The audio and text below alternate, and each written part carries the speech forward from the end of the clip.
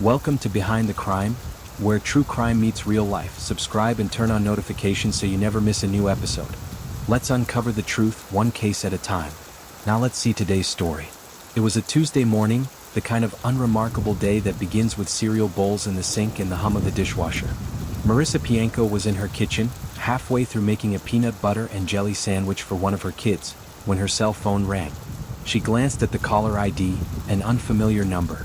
"Hello?" she said, still holding the knife with its smear of peanut butter. A man's voice came through, deep and deliberate.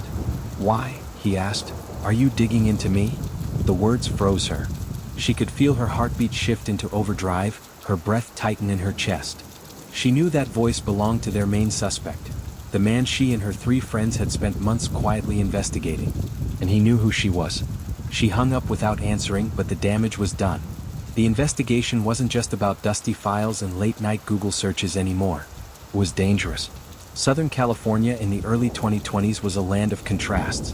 Sun-drenched afternoons, the low thrum of freeway traffic, the comforting monotony of school drop-offs and pickups. 4 women, Marissa Pianko, Nicole Landset Blank, Samira Poulos, and Jeannie Wilkinson. Life had settled into a familiar rhythm. The chaos of early motherhood had given way to a new stage. Their kids were finally in school full-time.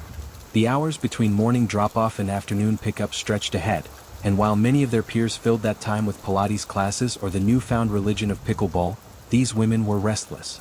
They weren't just moms, they were professionals, thinkers, problem solvers. Marissa Pianko had once been a forensic accountant, trained to sniff out irregularities hidden in stacks of numbers. Nicole Landset Blank worked as a political opposition researcher, fluent in digging up truths others wanted buried. Samira Poulos was a digital advertising project manager, the kind who could keep 10 moving parts spinning without letting one fall. Jeannie Wilkinson was a freelance writer and entertainment research executive, skilled at asking the right questions until the story took shape. They didn't yet know that together, they'd become something else entirely, something the tabloids would later dub the Carpool Detectives. It started in 2020, when Marissa signed up for a broadcast journalism class at UCLA. One afternoon, the professor queued up raw news footage from 2005. The grainy video flickered on the classroom screen. A wrecked SUV in a canyon in Los Angeles County. A police cordon. 2 bodies.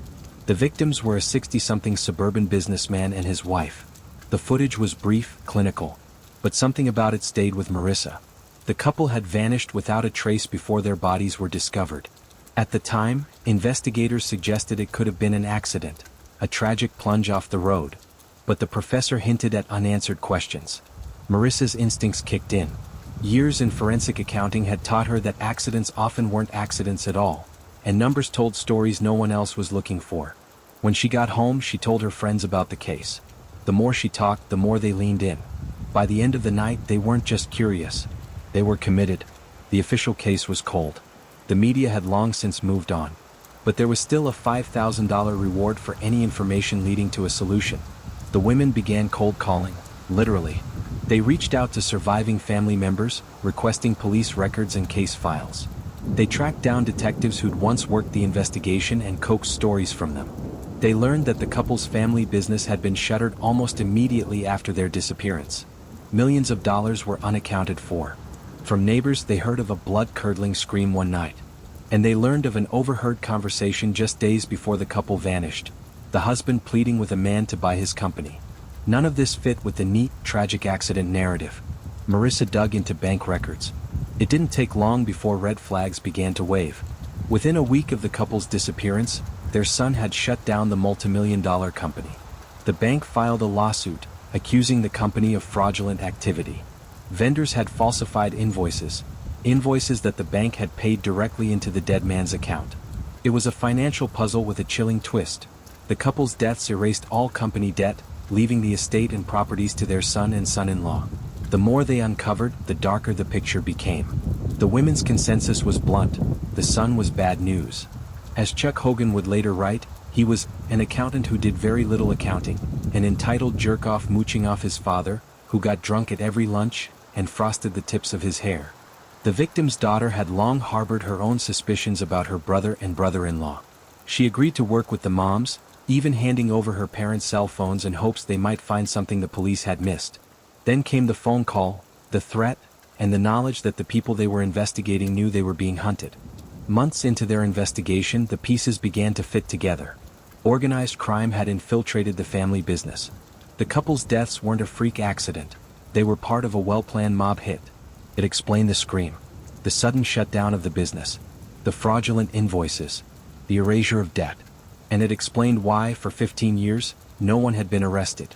When Chuck Hogan set out to write the Carpool Detectives, a true story of 4 moms, 2 bodies, and 1 mysterious cold case, he was given full access to the women's work. But the victims' surviving relatives had one request: privacy.